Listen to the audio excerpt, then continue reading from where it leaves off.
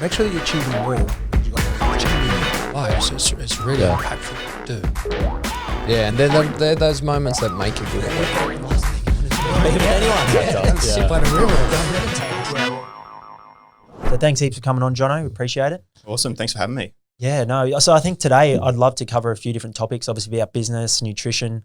So is there anything, Tom, you want to kick it off with? Or Well, you were saying before we hit record, you're talking about how like you weren't always thinking of starting your own business, but then the situation kind of forced you to do it. Yeah. And Declan and I were literally having this chat before you arrived where we've got friends in business that we like support to either like quit their job and start, but it's never enough like of an incentive. It's too like, oh, I couldn't do that. That's too hard. That was for you guys.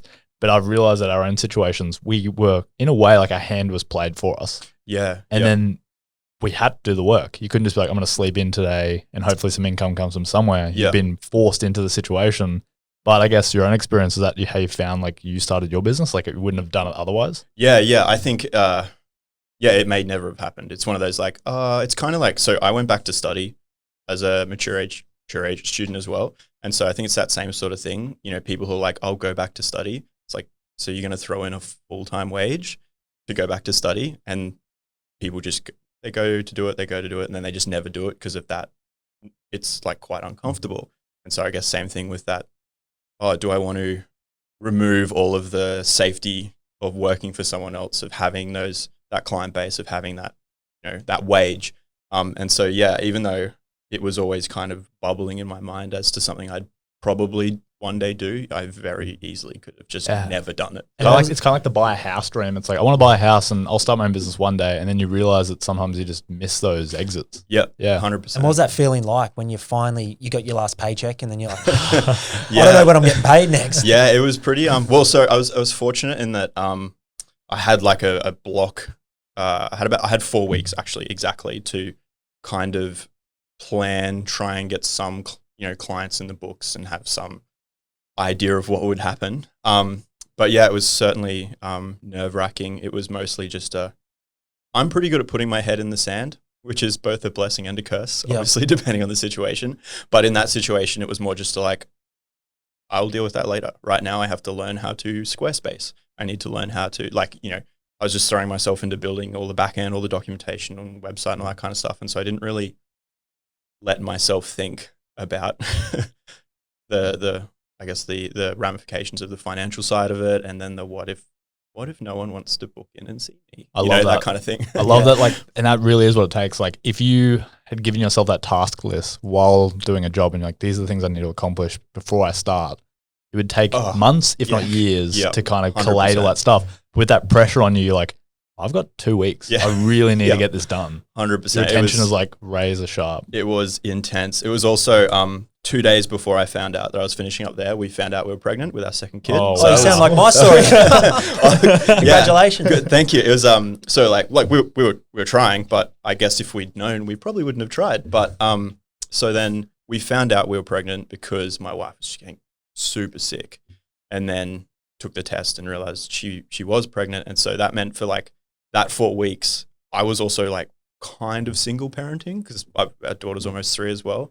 And my wife was just like bedridden most of it. So that was a good time as well. It was kind of like managing her being in bed, looking after the 3-year-old. And then basically I'd work from like just like 7 till 2. That was my work hour at night, because the kid was in bed and wife was in bed.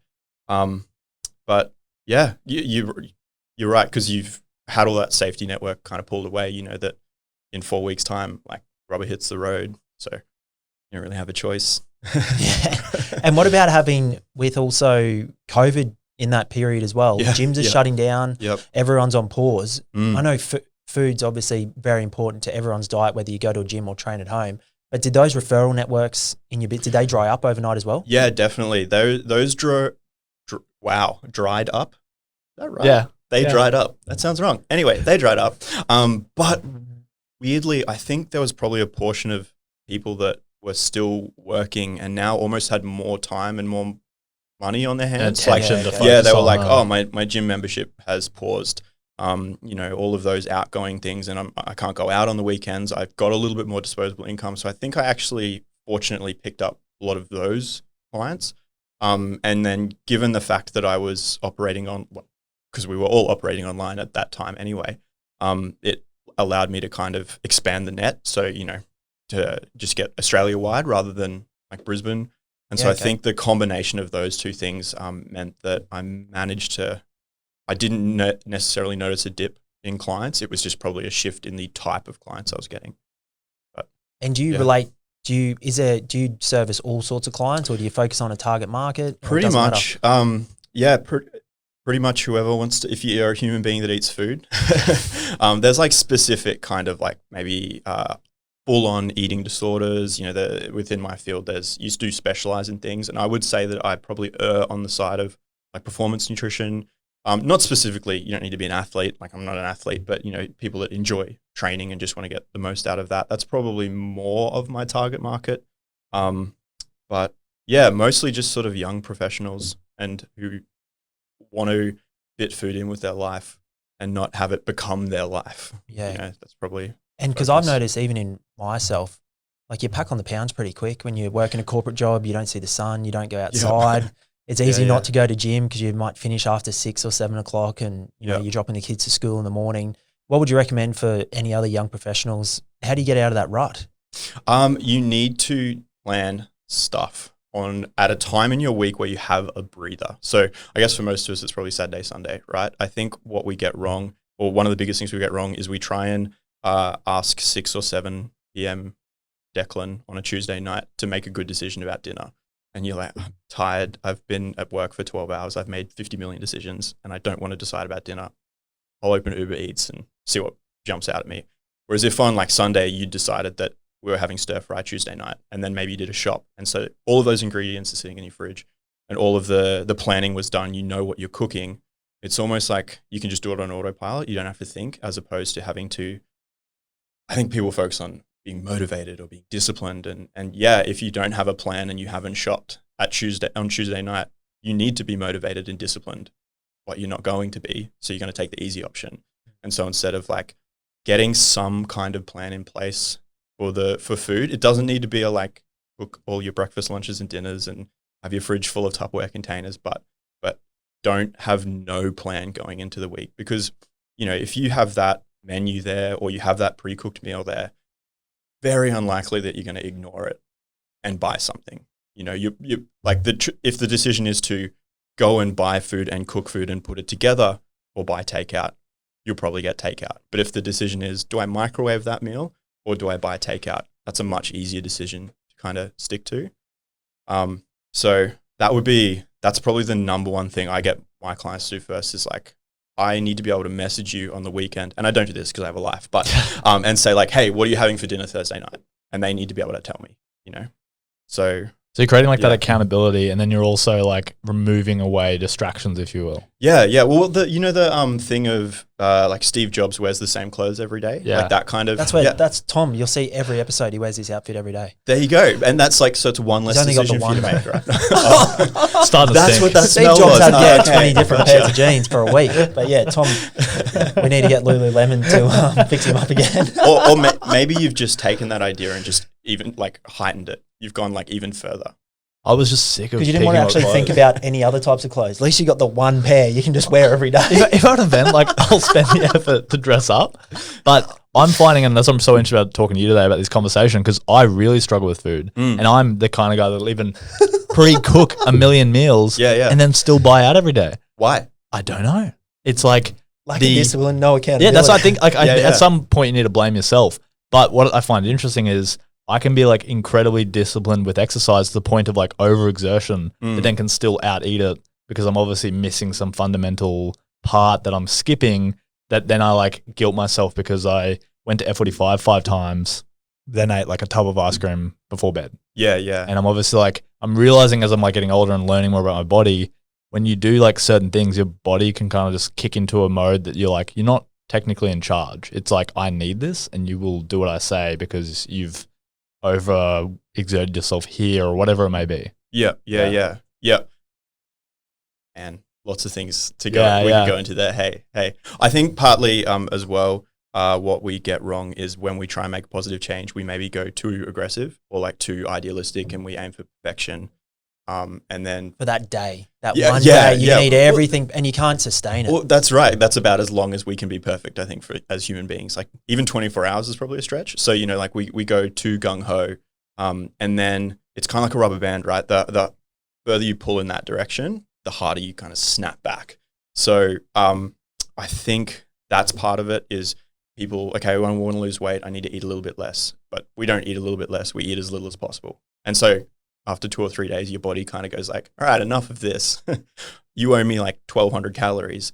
Where's Ben and Jerry? You know, and like, and it will just kind of play that catch up. And so I think that's part of it as well. And then you're piling that on top of, you know, you've got work, you've got lots of other stresses in your life. So then dieting is another stress on top of that. And it's sort of like, sometimes that can be the straw that breaks the camel's back. So yeah, there's, I guess, whether you're attacking it from a habit angle or a behavior angle, or sometimes just a logistical angle as well, you know. So I guess the planning is the logistics, but it might be for you, it's more the behaviors and the systems and things as well. Well, I can't believe how much the accountability affects me, because I'm seeing a PT at the moment and I have to send like what I eat for the day. Yeah, cool. And that is this weird thing that I didn't think would matter. But as I'm taking photos of the food, I'm like, I don't want to eat anything shit, because I'm scared of sending this photo at the end of the day and I look like an idiot. Because like, why did we train this morning? Now you're eating ice cream. Yeah, like, yeah. And it's causing me to think differently about it.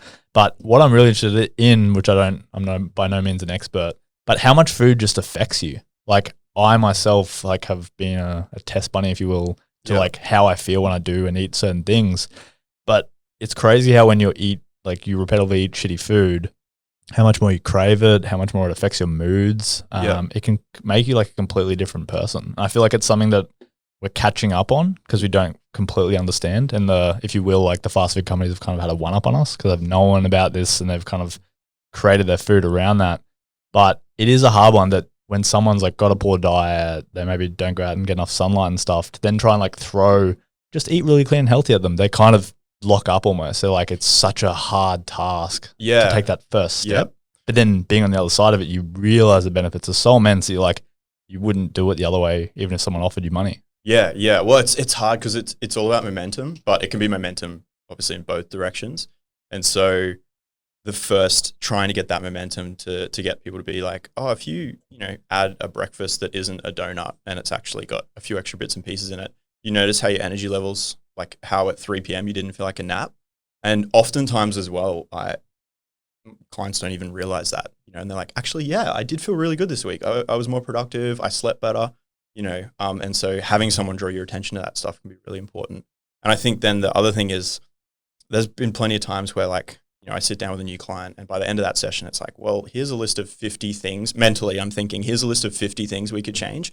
And I'll tell them 2, right? And I know that I can sense they're like, that's it. That's what I've got to do. And I'm kind of like, prove that you can do those for a few weeks and then we'll talk, And I think if left to our own devices, that's a big mistake we make is we try and, like when you mentioned, like go from eating tons of fast food to eating clean. I'd say there's like 20 steps in between those two places. It's like, hey, just don't buy McDonald's for lunch every day. It's like, can we get, or go to McDonald's and get the Caesar wrap, and a Diet Coke rather than, it's like those small changes that kind of build in momentum. And I think we jump to trying to run way before we can walk.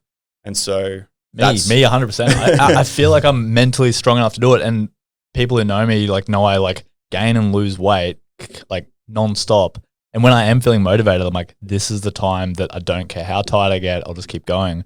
But your body just takes over and it's like, no more.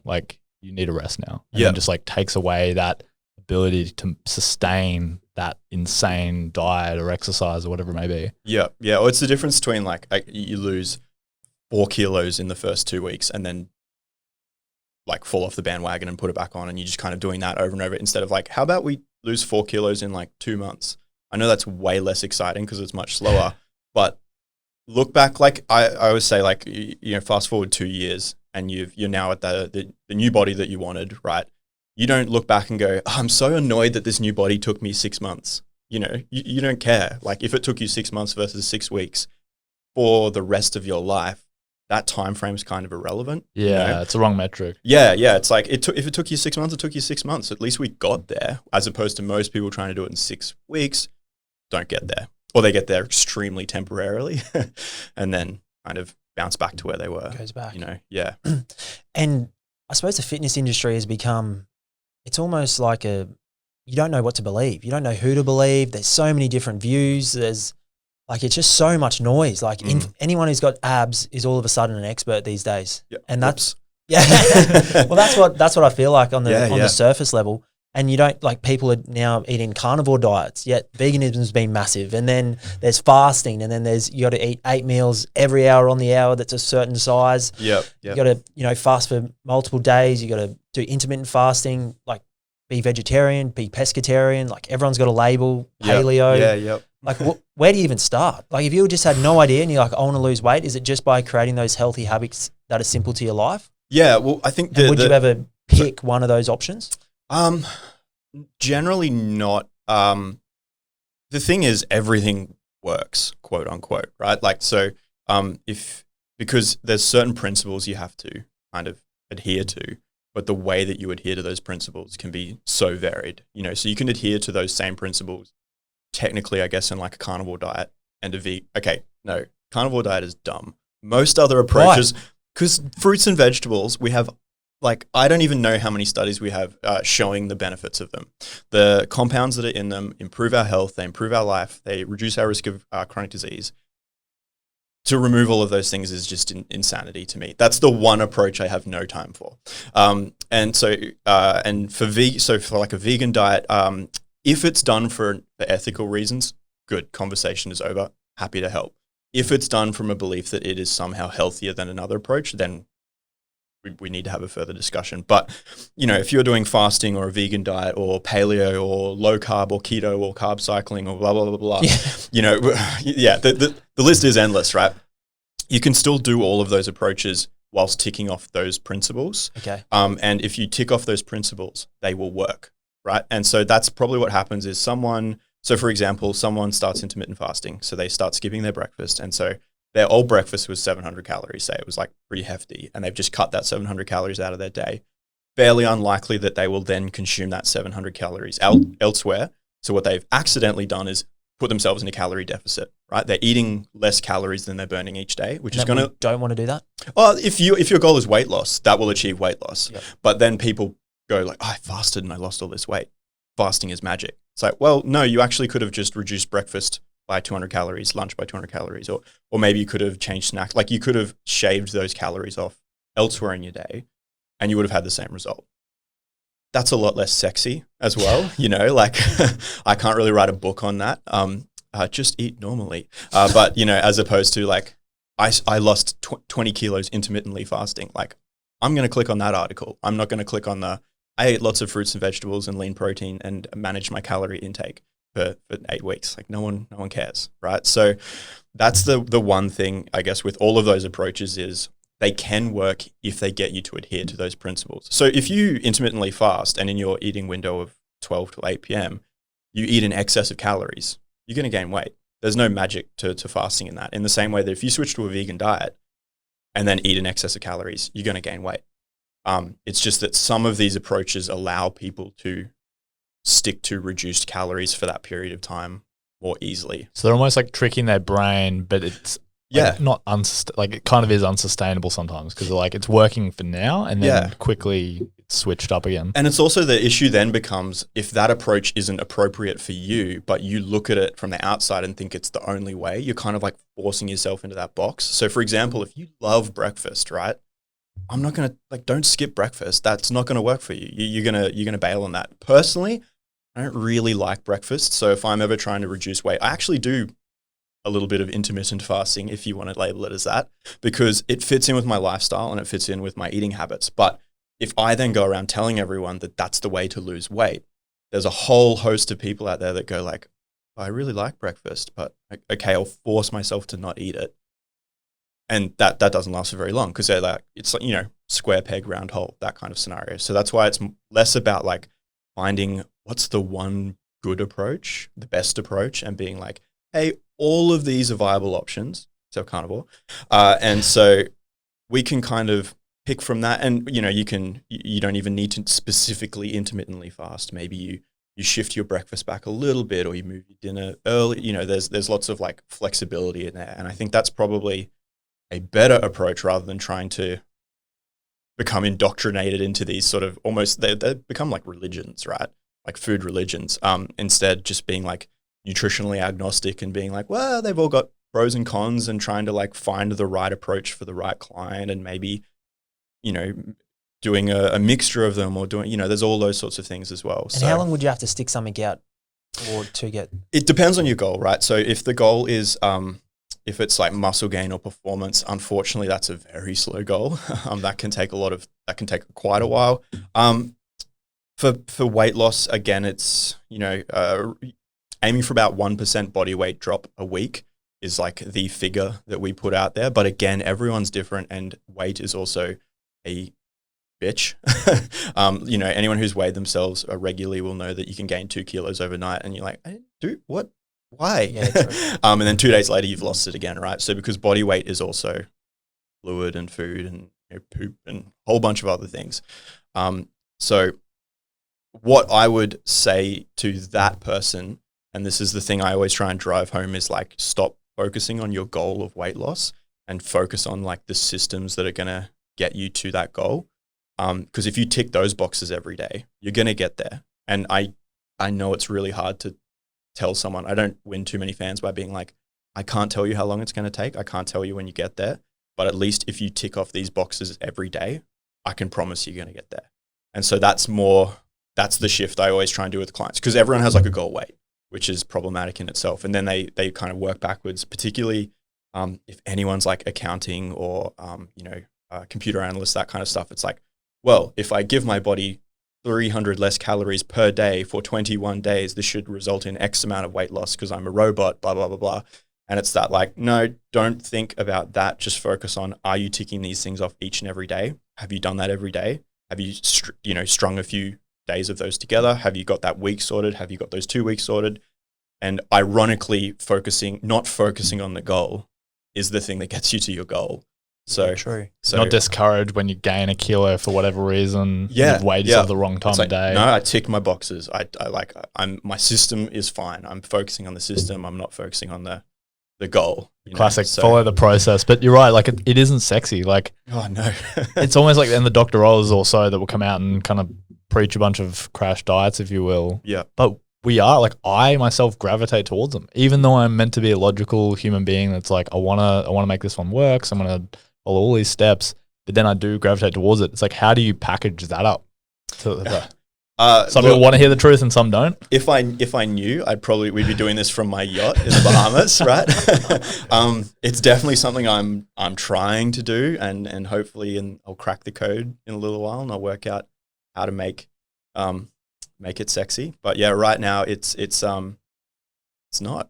You know, I can't promise you 4 kilos in 1 week down. You know, well, can, but again, like what's the end goal here? Losing 4 kilos or reducing your body weight and maintaining that new body weight, you know, that kind of thing. So yeah, but definitely when I'm trying to say like, focus on the systems and your day-to-day behaviors, and then Dr. Oz comes in and he's like, this root from the Himalayas. Well, I'm like, I can't compete with that. So cures cancer and makes you lose weight. Yeah, exactly. Yeah. I'm like, well, okay, I'm done here. So yeah. And what about the 70% diet, 30% training? Is that? Yeah, that definitely is harder to out-train, or almost impossible to out-train a bad diet, because the amount of calories you burn when you train is depressingly low.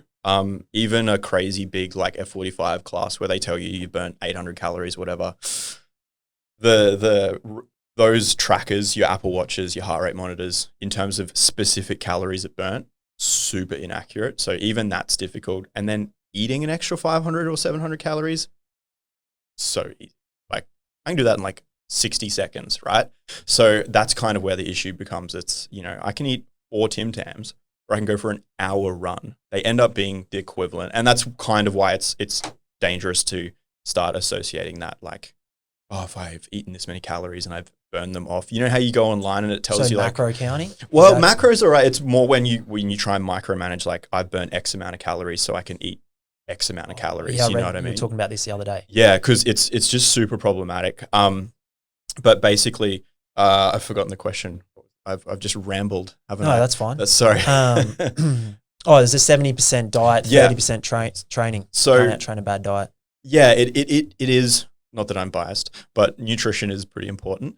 And so I almost want people to separate them. And I think that's another big issue I see is it's like, and I get that they're intrinsically linked, but if you are focusing on training separately and focusing on diet separately, things go better. Because what happens is if you don't get to the gym for a few days because of work or sickness or kids or something, your diet suffers because you've linked them, as opposed to like, okay, well, training didn't happen this week.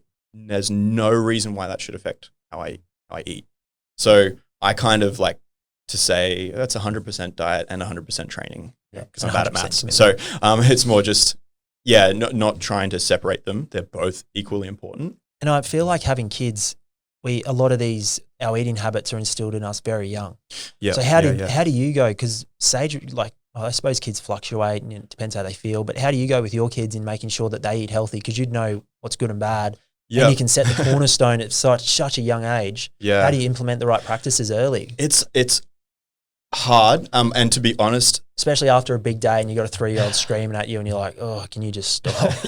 Here's an ice block. I think a lot of the stuff I learned about that actually happened post having my daughter. Like it's not really something that I learned at uni. It's not something I sought out. And it's also often very counterintuitive, I found. So the way the research kind of shows to like instill good habits in your kids is not what I would naturally do.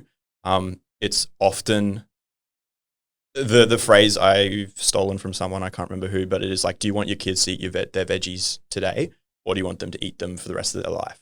And so the whole like, no, you can't, you've got to finish that before you have that, or if you're good, you can have that, like all of those sorts of behaviors, that's the sort of thing that you want to try and get away from. And so there's plenty of times where I cut up veggies for my daughter and they go in the compost, but because the like encouraging her to eat them and trying to get her to focus on eating them can sometimes, like, kids do this. No.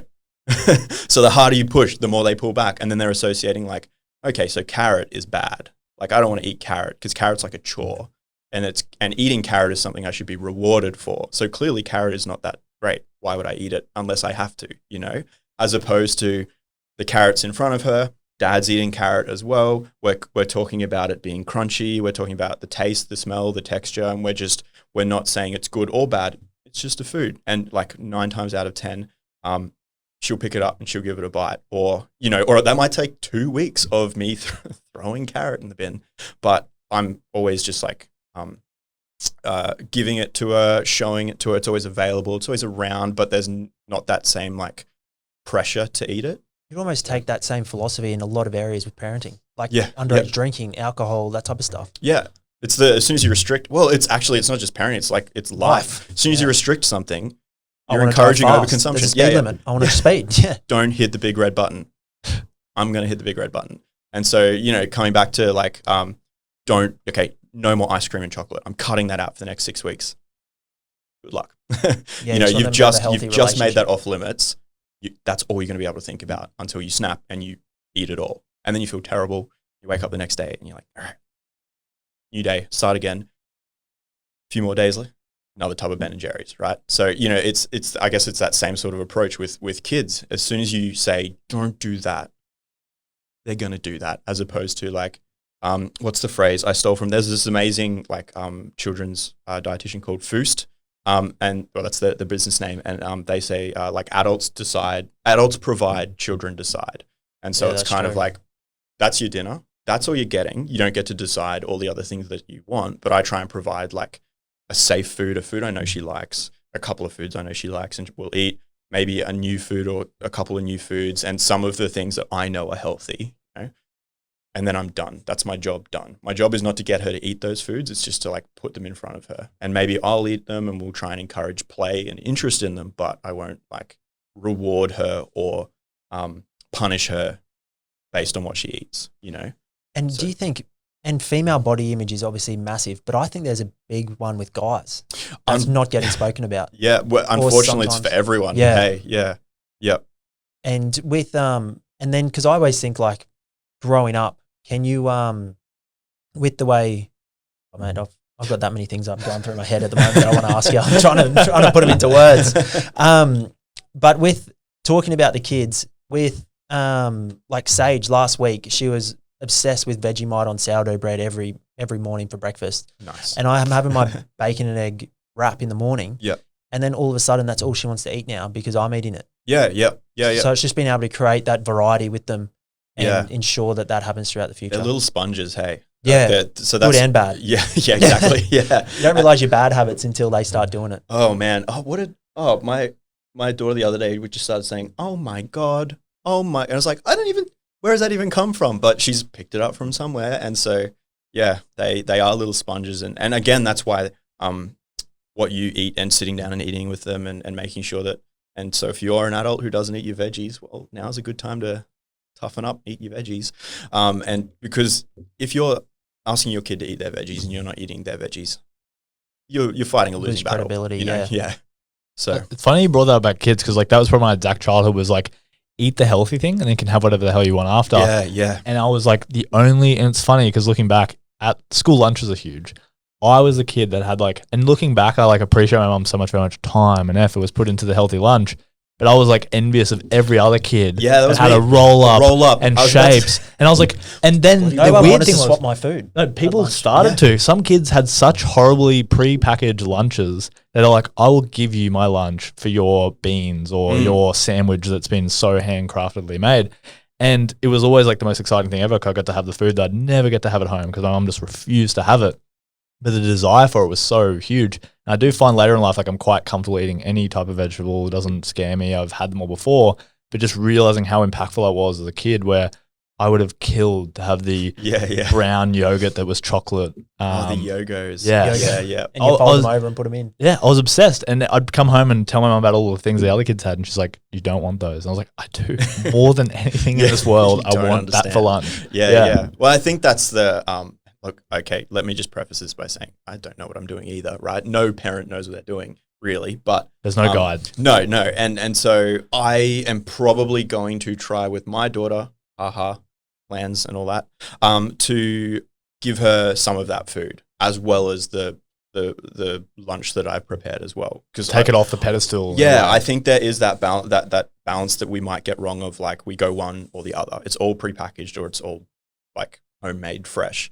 And so trying to remove that, all foods are equal, so if you only, and you have those foods that you eat less regularly and the foods that you eat more regularly. I'm not saying roll-ups every day, but if you just completely never have roll-ups, you give roll-ups that power, right? And that's what we're trying to avoid. We're trying to avoid roll-ups becoming well, if I'm left to my own devices, all I'm going to eat is roll-ups, that kind of association.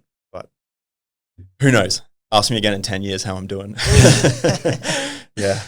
It is huge. I really do think about it. The kids that had those treats every day just ended up not eating lunch and just were distracted in class. And there's so many kind of, at the time, probably not realizing how lucky I was. Yeah. But it is crazy because if I see a childhood treat and now I'm an adult and can afford and buy whatever the hell I want, I will just have times where I go and get ice cream and stuff because I'm chasing that thing I felt like I missed out on. But when you can have something in unlimited supply, you go, I'm over this. Yeah. I've had enough. I don't want any more. Coming back to that restriction, right? Tell someone, hey, you can have as much chocolate as you want.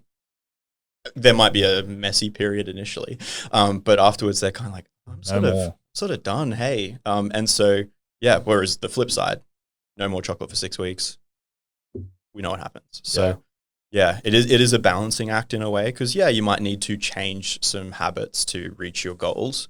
You might need to reduce your consumption of things or reduce the portion or the frequency of things, but you need to be careful of completely eliminating things that are near and dear to you because, again, even though that might speed up that process over the short term, it's going to make that whole process kind of crash and burn as opposed to I'm going to have ice cream occasionally, and that might prolong this journey, but it actually means I get to my destination instead of stuffing never getting there. Is this something you find out with initial clients? You'll try and find out if there's anything they haven't told you, what's your love and hates, ice cream is my biggest weakness or whatever it may be, and then you structure their plan. Yeah, definitely always including, I always ask what do you hate, so I'm not putting that in their plan.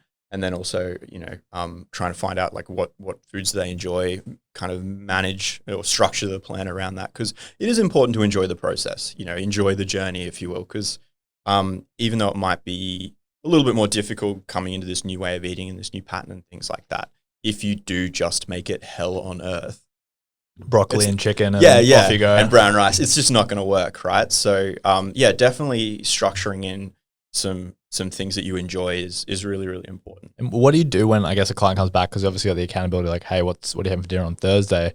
Like, how do you not shame them but guide them in the positive reinforcements, if you will? Like, at the moment, I'm terrified of sending this photo at the end of the day, but it's kind of working, and I'm just like enjoying that I have some accountability, I guess. Yeah. Have you sent him a fake photo? I've thought about it. This is definitely a stock. It says this is not from Australia. Yeah. It depends on the person, right? Like, that's the other thing that I picked. There's clients that need the carrot and clients that need the stick.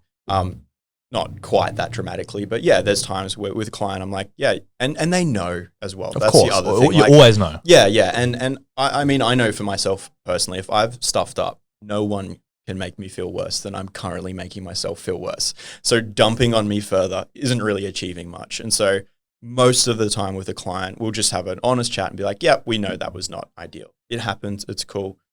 Let's get back on the wagon, pick it up as early as possible and just move on. Exactly. Because, that's the other big thing. You have a night off or a unplanned night, and then that's Friday night. So it's like, woof, I'll just write the weekend off. I'll start again Monday. And it's like, you can go a lot further off track in 48 hours than you can in like one meal. And so that's another, shame doesn't, it improves nothing. No good things come from shaming someone. So all of the freaking, who's it? Not Michelle Bridges.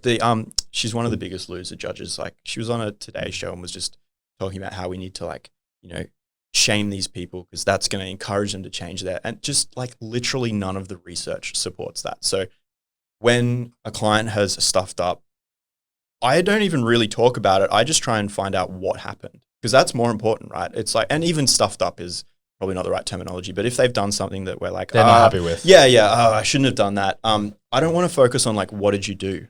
That's bad. Don't do that again. It's okay, what happened? Did you how was that day? Did you sleep? Did you lose sleep the night before? Were you tired? Did you have a stressful day at work? What happened with your food? And 9 times out of 10, they're I slept poorly the night before, or I forgot to bring my lunch, or work was crazy and I didn't get to eat until 3 p.m. or, there's been something that has caused that to happen. So far more importantly than trying to make them feel like a bad person for doing that, it's let's work out why it happened so we can future-proof and make sure it doesn't happen again. That is so logical. That's the best I've ever heard. It's like having a sales rep have a bad call. You go mate, you suck at sales. Why'd you do that to the client? Blah, blah, blah.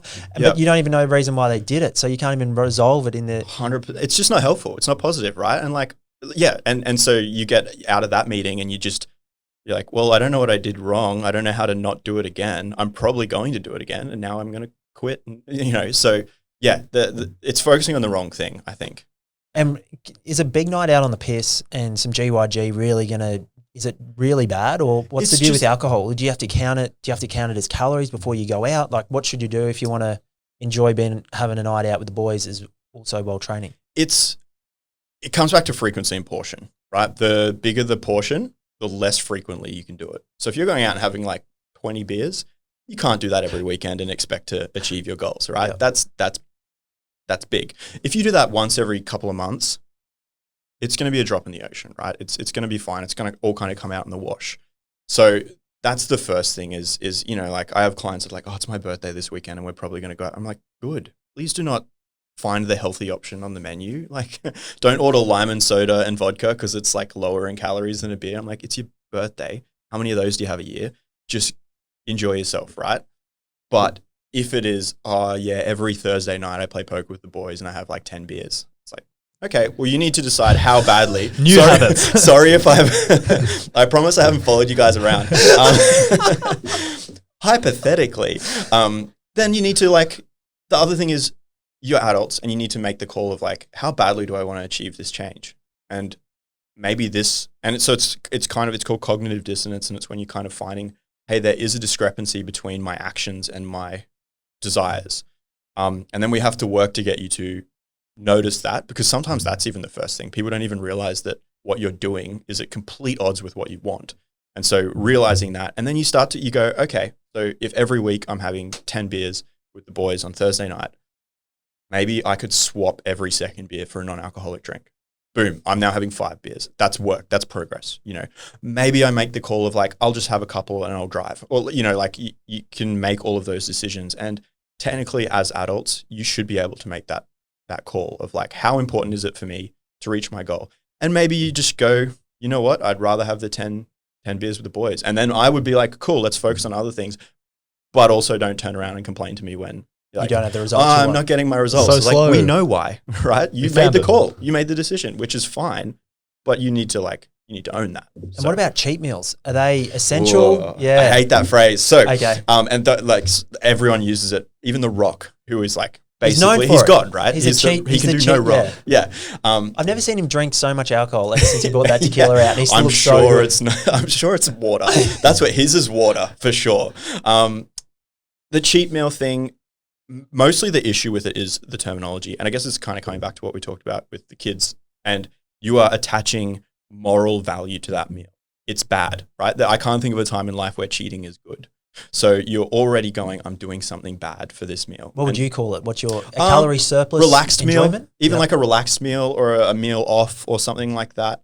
But just, and I know it's semantics, but it is important because like relaxing is, if I told my wife like I relaxed today, or I told my wife I cheated today, one of those is far worse than the other, right? So it's the terminology is important. And so if you have a cheat meal, you've done something bad, and then you're giving that food power, and that that's kind of probably going to build that negative relationship. Whereas if you are having a relaxed meal, and I think it is important to have them, and you need to assess where your goals are. So like I have some powerlifting clients who need to be in a weight class for comp. They need to weigh a certain weight on a certain date. And so we approach that very differently based on where we are, right? So if they're like 2 months out, you can have a relaxed meal. It's fine. If they're 3 weeks or 2 weeks out, I'm like, no, it's go time. So no relaxed meals. It's just the plan. And so you also have that kind of flexibility as well. Like, so if you're going to the beach holiday in 6 weeks, maybe you're like, I'm going to pull back on my relaxed meals a little bit and just have them a bit less frequently. But again, the whole being overly restrictive, coming back to bite you, if you just say, I'm not going to have any of those relaxed meals, generally when you do have one, it's like a whole pizza and a tub of ice cream and wings, as opposed to if you have a couple of those meals a week, or you have them like, oh yeah, I had like 3/4 of the pizza and I was full and I was satisfied and I enjoyed it and it was tasty and I'm good to go, So they can absolutely fit. I like to have them a little bit less rigid than like Saturday night relaxed meal, because even then I find like it becomes habitual rather than like maybe on Saturday night you literally don't feel like that meal, but all week you've told yourself I'm getting burgers on Saturday night. So you're going to get burgers on Saturday night, as opposed to I'll probably get a meal out on the weekend. I'll see how I feel when I get there. And so it might be Friday night, you're just tired and you're like, I'll just like microwave a meal and I'll go to bed. Wow, party. But maybe like Saturday night you're out and you're like, oh yeah, I'll grab a burger tonight. And so definitely can have those relaxed meals. They can absolutely fit in. We just need to be mindful of, I guess, the frequency that you're having those, how large they are when you do have them, and how close you are to, or where you're up to in you're getting towards that goal. Like I mentioned with the guys that have a specific date, all that kind of stuff. But regardless of all of that, don't call them a cheat meal. I can see the point. Like the whole cheat meal thing, like I would call it that almost, but then saying a relaxed meal, you're not, like you said, hyping the Saturday up. It's coming. Oh, I better finish the whole pizza because I'm going to get another one for another week. Yeah, exactly. You've already make the most of you've made it a challenge. Like I need to finish this because I'm not going to have another one for another week. Yeah. Versus just feel like eating a pizza. I had 4 pizzas. I'm not really that keen to finish it. Yeah. Or you get halfway through and you notice, or like towards the end, you notice you're like, I'm not enjoying this anymore. But this is it till next Saturday. So gotta make the most of it. Gotta cram it in, and so yeah. And a lot of it's the psychology. Do you get much into nootropics and that part of it? So nootropics are really exciting on paper. And I love reading about them. And I went through a stint of researching a ton of them because like when you read the mechanisms and stuff, man, I feel like I'm in Limitless, you know, that movie, but the results are so small compared to like fix your sleep hygiene, don't have caffeine, close to bed, watch your blue light, that kind of, I know, sitting here with a coffee. It's midday though, everybody. Watch your blue light before bed, like all of those things, structuring your nutrition, that's going to get you like 99% of the results.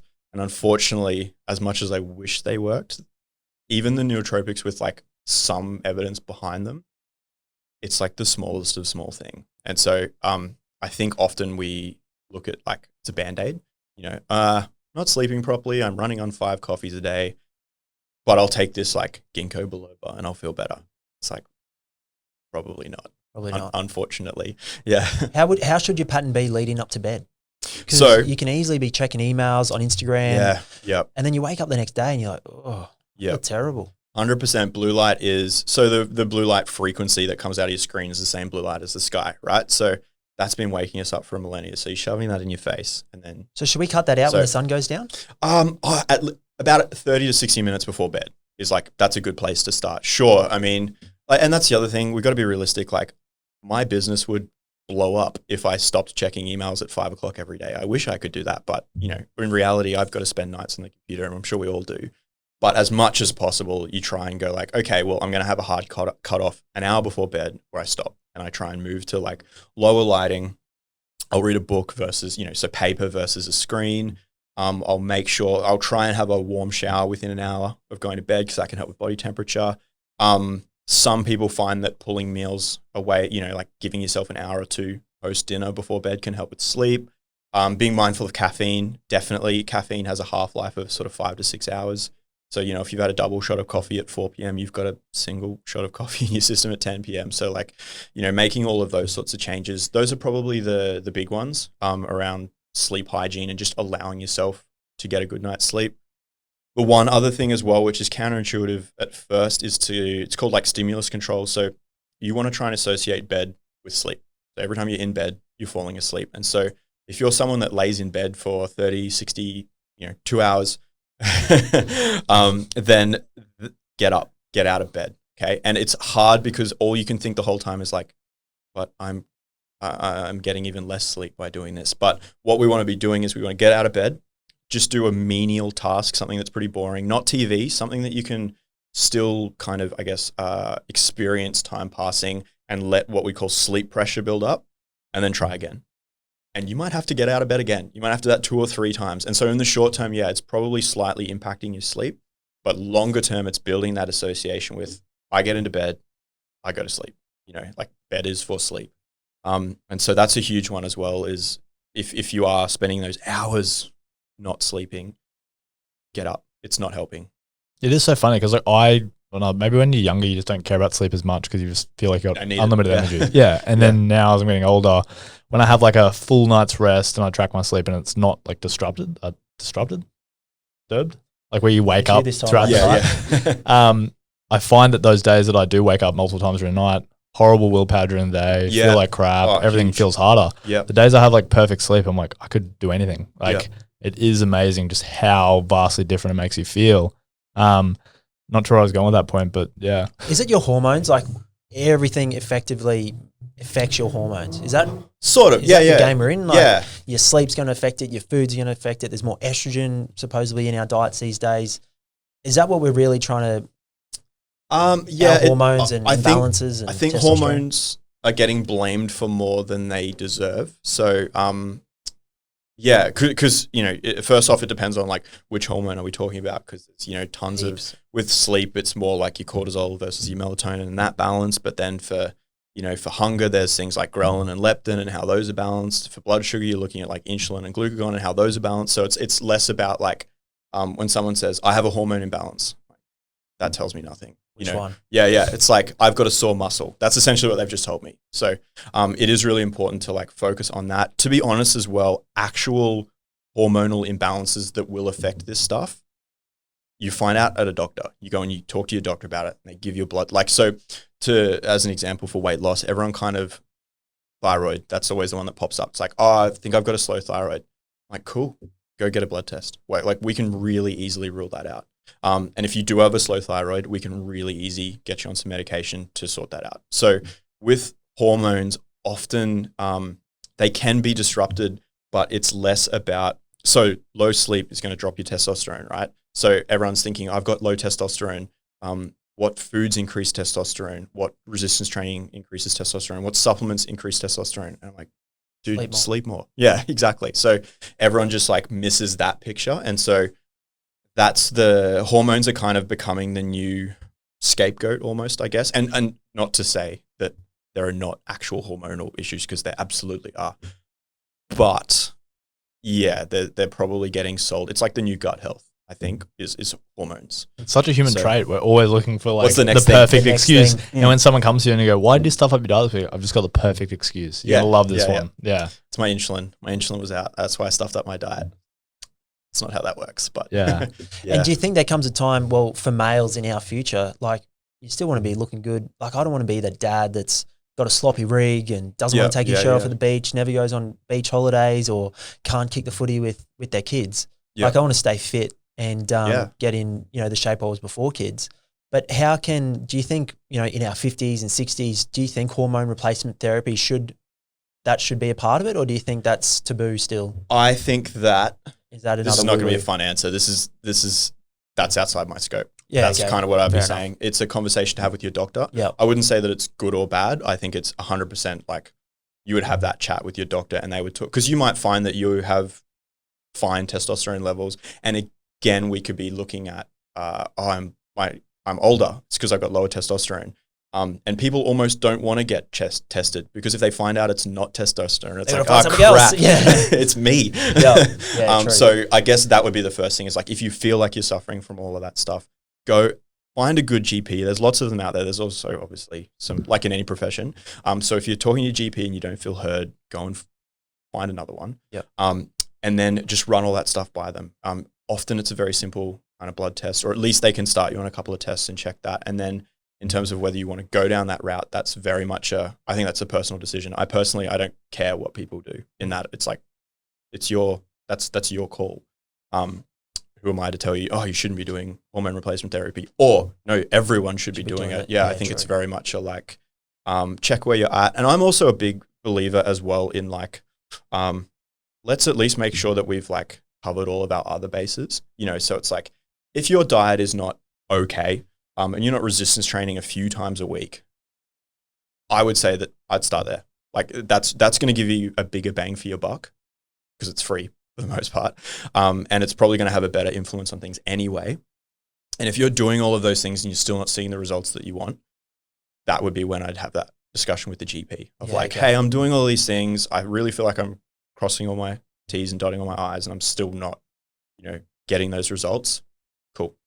Then I would have a chat to them. Maybe they'd then do the test and be like, I don't know, man, everything looks good. And then maybe you'd have a chat to a PT or an exercise physiologist to make sure that like, just because you're going to the gym 3 times a week or 6 times a week doesn't mean you're doing it right. You could be kind of not wasting your time, but you could be spending that time more effectively. Or maybe you come and chat to someone like me and I point out, oh, actually there's a lot of things we could tighten up with the diet, which would help. And, all of that kind of stuff as well. And what about if you are looking to get advice, how do you know what to look for so you don't get stitched up? And you walk out from a 200 consultation to some crazy whacked out diet, you're like, I'm never going to stick to this, or it feels like gibberish. Like, what do you look out for when you're trying to meet a professional? I guess the world of social media is kind of exciting at the moment, in that you can tend to get a bit of a sense of what they're about. I think hopefully if someone is, for the most part, if someone's like booking in to see me or inquiring, like they've looked at my website, or they've maybe looked at socials, and they kind of have a sense of like, I'm not going to tell them to go on a juice cleanse, right? Like they get an idea of where you're sitting. And so I think that would be the first thing I'd be like, just Google the person, like research them. And like those services aren't necessarily cheap. So you want to make sure that you are putting your money, you're investing wisely. And so, definitely do due diligence and check all of that kind of stuff out. Check their qualifications. Qualifications certainly aren't everything, but it's a great place to start. So just because they're qualified doesn't mean they're good. But it's better than someone who's just got, that 6-week online nutrition course. So yeah, I would be Googling them, maybe like looking at reviews. Word of mouth is good. If you've got a friend who, obviously that can be beneficial as well. But definitely in this day and age, they've probably got an online presence, even if it's terrible, but it should still give you a bit of a sense. And what about supplementation? Is that essential? Like, is it like, should we be having multivitamins? Should we be having, our minerals? Should we be having protein? Should we be taking creatine? Should we there's heaps of different supplements out there. It's what's this main essentials you should be as a bare minimum included in your diet? Yeah. So if you're just a normal corporate.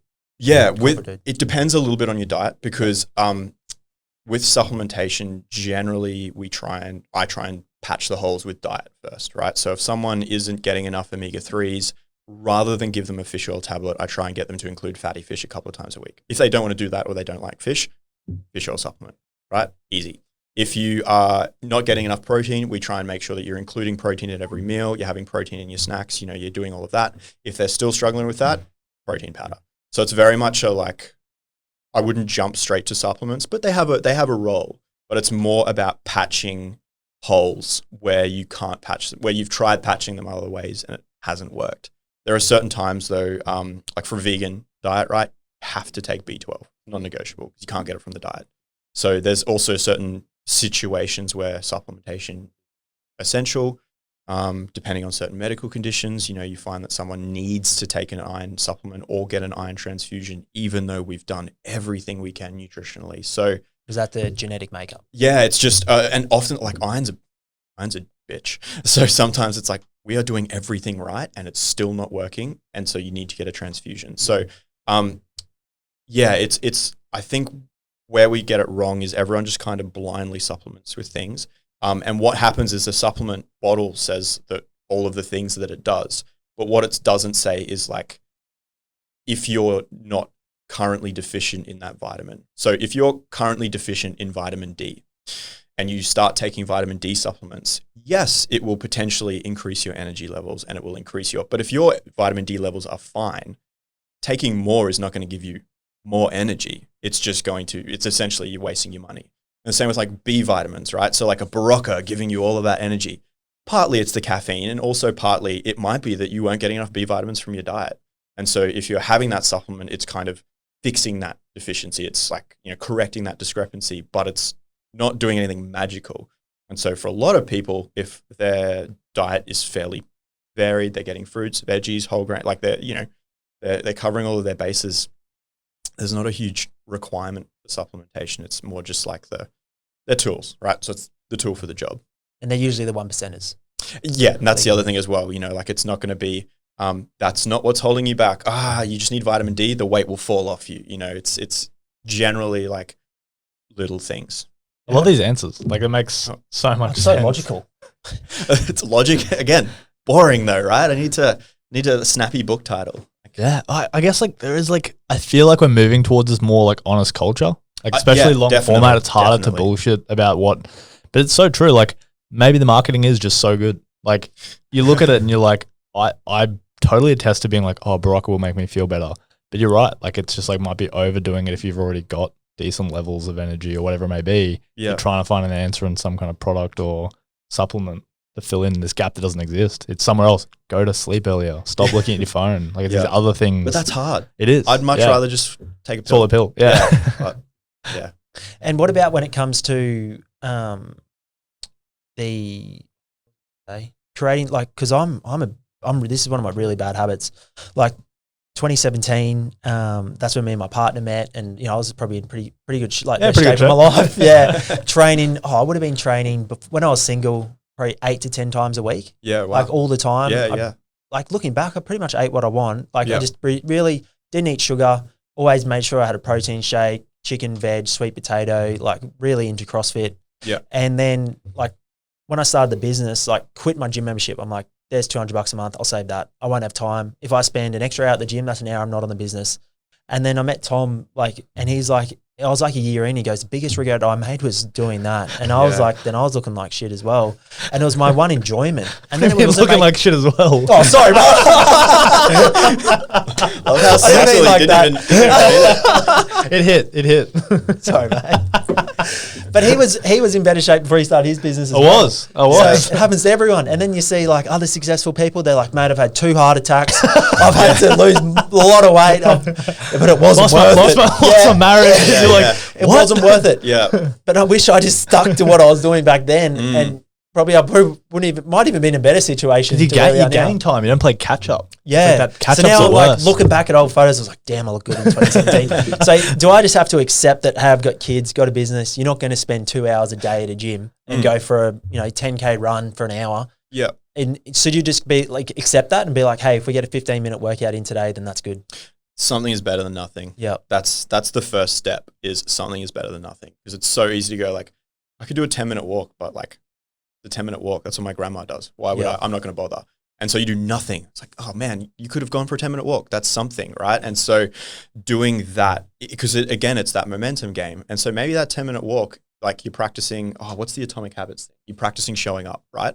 And so it's not so much about, was that walk good for you or not? Doesn't matter. You did something. Yep. You got runs on the board. And so that might build into a session a week. And something that I'm definitely finding is, Mr. 4-month-old over here with the business, but because I'm a businessman now. So we were the same way. We were the same way. Yeah, we'll talk. What are you, a CEO or what? I think on LinkedIn I put head honcho. So because I was like, it's my company, I'll call myself what I want. But I will, one thing I've really trying to drive home with myself, because I caught myself doing it really quick, was I'd be up to like 2 or 3 just doing stuff. And then I look back and I was like, the stuff I did between midnight and 3 should have taken me 30 minutes. Like, why the hell did I do that? And so being more like, hey, if you take that hour to go for a run or to get in the gym, the rest of your day becomes more productive. So if you are time blocking, it looks like you've lost an hour, but you haven't. You've actually improved. Benefit your health. That's the most important thing in life. 100%. You've improved your capacity too. Like, I know that if I need to push to get a deadline, because I'm not fit, but because I eat okay and I train, you have that kind of resilience. So I can push those hours at that time, or I can be extra productive in that hour because I trained, so I train and I get home and I'm just super awake and aware and buzzing. And so those 2 hours, I probably get 4 hours of work done, but I've also trained, so I definitely think that we can view it as a time lost, but I don't think that's the right approach. I think it's better to look at it as that's actually an investment in my health and my longevity and family and blah, blah, blah, blah. Not that that's important, right? We're all about making money here, right? So for business, though, it's still an investment. It's still your productivity is improved. Your sick days are decreased, all that kind of stuff that when people like me are trying to get workshops in corporate, we're always like, oh, yeah, well, I can decrease sick days and improve productivity. But it's true, right? So even though you're losing 3-4 hours a week of training, and realistically, if you're training 4 hours a week, you should be able to achieve almost anything. If you're supporting that with diet. I like this guy. Yeah. Four 1 hour, 90-minute sessions a week, smart ones, structured properly, a proper program. That's heaps. If you're not achieving your goals with that training, the answer is not more training. The answer is diet, food. Yeah. So then, and combining those two. So getting the training and then getting the diet, right? And then again, I would argue as well that isn't 4 to 6 hours lost in your week. You've actually just improved the productivity of all of the other hours in your week. And you're very big on having a general diet, making sure it's healthy in all aspects. Is that right? Yeah. Should you do the same with training? Or I know everyone enjoys, there's powerlifters, there's bodybuilders, there's crossfitters, there's endurance runners. You just do what you enjoy? It is a bit tricky, because if you want to get jacked and you love running, I've got bad news for you. Really? So it does hurt? Well, you're not going to gain muscle running, right? How far do you run until you start sabotaging your muscle? Me personally? Or just in general? Oh, no, it's so it's not that you can't have muscle and run, but you're not going to build muscle while running. So it's if you want to gain muscle, you have to get under weights, because otherwise the body is And where do you get them at the moment? Muscle. You can't get weights anywhere. I know. Fortunately, gyms up in Queensland were open again, so there. But there is a level of you do need to match your training up with your goal. But again, like diet, there's a huge amount. Like you look at powerlifters, bodybuilders, CrossFitters, those are 3 strongman athletes. Those are like 4 very different approaches to training. They're all jacked, right? So that it all works. So it is still about finding like, yes, what is something that is going to work, but is still something that I enjoy, you know? So like for me, I don't want to do CrossFit, so I'm not going to do CrossFit, but I still want to get jacked. So I've got to pick one of those other 3 things, right? And in the same with, you know, like if all you're doing is running, you might need to reassess that and try and find some kind of resistance training that sort of marries that up. Well, and that's, I guess, where the CrossFit comes in, right? It's like cardio resistance, that kind of thing. But yeah, definitely what you do is important. But once again, it's not like this is the only way. Yeah. I think that's what creates the biggest confusion. That's what leaves people so muddled. When they do nothing. It's like, oh, I don't know what to do. I don't know what to do. I won't do anything. I won't do anything. Yeah. Yep. And well, that's like anything in the industry, whether it's fitness or dietary related. It's just there's so much information. Too much information. Yeah. Just listen to me. Don't listen to anyone else. No, sounds good. Do you have anything else you want to add, Tom? Well, yeah, I guess like it's, I don't know, you're just hitting so many points, like so many questions I feel like I've had have been answered because I always am just like constantly like do or die for 12 weeks and then back to just nothing. And then you're right, the guilt, you like guilt yourself for the 3 weeks after. Yeah. Just if I just did something. And I wonder if it's one of those things you have to like live. Like literally Declan, when he started his business, like, I quit the gym. I was like, don't do that. Yeah. I was like, sign back up. There is a certain level of like, you can't tell someone something. It's so true. Like, and I would say a lot of my clients have like, they've run the I wouldn't say gym challenges aren't all bad, but when I say gym challenge, we all kind of go to that 1,200 calories, you know, hamster wheel kind of, and they've run that cycle for 2 years and they're like, I'm in worse shape than when I started. And I tend to like, they then come and see me. So oftentimes I'm not convincing people that that's not the way. I do sometimes have to go like, because when I give them their meal plan and they're like, this is so much food. I was like, well, yeah, but remember what happened last time when you starved yourself? It didn't work. So we're going to try something different. So even listening to you now, like, cause like I have had so many of these like locked in beliefs. I'm literally doing it at the moment. I'm trying to train as much as I can as possible and then like be on a calorie deficit as well. But even just hearing you like talk about it in a factual way, I'm kind of like doing it again. I thought I could beat it this time. I'm doing it again. Oh, it's so easy to do. It's so easy because you get to do. really motivated. You're like, I want to go back again. And you can only hold that for so long. Yeah. Yeah. Yeah. And what about staying calm, staying focused?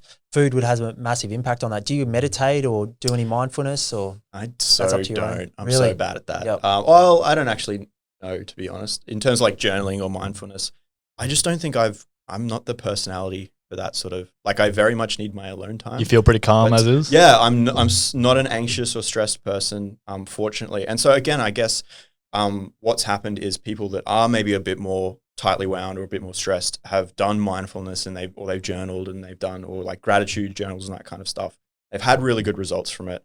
And then they're telling everyone that that's what they have to do. And it's like, no, that's a tool that's appropriate. Because I was for a while, I'm like, oh man, I should probably journal. I don't do any of that stuff. And then I realized that not journaling was bad for me because I was telling myself like, I should be journaling. Why aren't I journaling? And then I was like, actually just relieve the pressure of not journaling and all of a sudden I feel good again. So I guess it's the tool, right? And it's like, is that the appropriate tool for the job? And so for some clients, 100% I encourage like, you need to go for a walk at the end of the day, or you need to listen to some music, or you need to dance, or you need to journal, or you need to do some kind of like guided meditation. But for other clients, it would be a waste of their time because they're not that sort of personality that needs that kind of support. So I think it's the best answers. Like that's literally how I think about a lot of things. It's like, you're so right. Like, and as humans, we gravitate towards someone successful because it's like they're the fringe edge. Like I only meet and it worked for me, or I meditate an hour every day, even though you have 3 kids and a 9 to 5 and 2 hours like, of traffic. When did you do that? Like how? Yeah. And you realize like how much pressure then you put yourself, and you're right. Like you see other people doing it and you hear about how it's working for them and you suddenly go, I don't journal. What am I missing out? I'm a failure. I need to start doing this thing. And then you put this pressure on you and you can't keep it up because your lifestyle, your habits, whatever. Yeah. It just becomes too much. And then you drop it all and you move on to something else. That's exactly like the diet thing and the training. It's all covered. We've solved the world here. Yeah. Oh, awesome. Cool. Yeah. Oh, good. No, that's awesome. So where could everyone be able to find you? Instagram is probably the best place to find me, if I'm honest. I've got a website, which is theguyetician.com.au, 2 T's, because that's how you spell it in Australia. not a dietitian with a C. That's how everyone goes to spell it. We'll link them everywhere as well. T's. Yeah. And then, but at Jono Steedman, JONOSTEEDMAN is kind of where I spend. And you're too much of my time. Like we stalked you all the way back. Oh, cool. And you like your Instagram's changed heavily. Just before we wrap it up, it's changed heavily. Like, did you find your secret recipe, or is it? I just do what I want. Yep. On Instagram. I think that was when I started, I was very much like, I had a month mapped out. I'd be like, this is what I'm posting on these days. And I'm very much a like make it up as you go sort of person. Yeah, okay. And I found that I was falling into that like, oh, everyone talks about content map, blah, blah. And I was like, that is killing me creatively. The pressure. Yeah. And so now it's like, what are you going to post about tomorrow? I don't know. And I may not post. And even just like everyone talking about, you need to post consistently, you need to post. And you do need to like show up. But yeah, I think the biggest change I made was just like, if I don't want to do it, I'm just not going to do it, which sounds really bad when I say it like that. Hey, but I guess it's like the energy behind it. I kind of get it. You're not forcing it. The tone of voice that you use, everything. It's got to sound genuine. And it's funny because we're living in this current world where it's like, if you will, the Gary V's post 12 times a day. Yeah, you'd probably lose your audience because they'd be like, I am sick. That's all I've ever thought when he's like, post 3 times a day. I was like, I would unfollow anybody that did that. Even people I love following, I'd be like, dude, too much. Chill. Yeah. I love your stuff. Too much. Yeah. And so it's that like, okay, what's better? 6 pieces of like, content, or like one really good one? Like everyone's going to go for that. Like one of my favorite accounts, I think he posts like maybe twice a month. Like Physiconomics is his name, and he does like these really intricate, like multi-panel Instagram posts, and it's like cartoons drawn, and it's phenomenal. He's got a massive following, but he posts like very sporadically. But again, I think he's that. Yeah, for some people, posting consistently every day because they've always got something to say can work for them. But just because it works for them doesn't mean it's the only way. And the depth, you're just even describing, like you've mentioned him, but you probably absorb every post. 100%. Yeah. You don't miss one. I'm like, I read the whole thing, I save it, and I refer back to it. Yeah. Whereas like, it is that like, I know like someone who posts like 2 or 3 times a day, and you just mute them. I can't unfollow them because it's like we're friends, but it's like. We've all got them. Yeah. You're like, oh yeah, Pat, and I'll just like make sure I like enough that they know that I'm like still around. Yeah. But yeah, there's definitely that, a signal to noise, right? Yeah. Well, that's what hopefully you don't do this with this podcast. With this podcast, we'll post your links everywhere. Yeah, there'll be so many points in this conversation. Oh, I can't wait. Yeah, it's going to be good. Oh, awesome. Oh, cool. No worries. Thanks, Jono. Really appreciate it. Thanks so much. Thanks for having me, guys. No worries.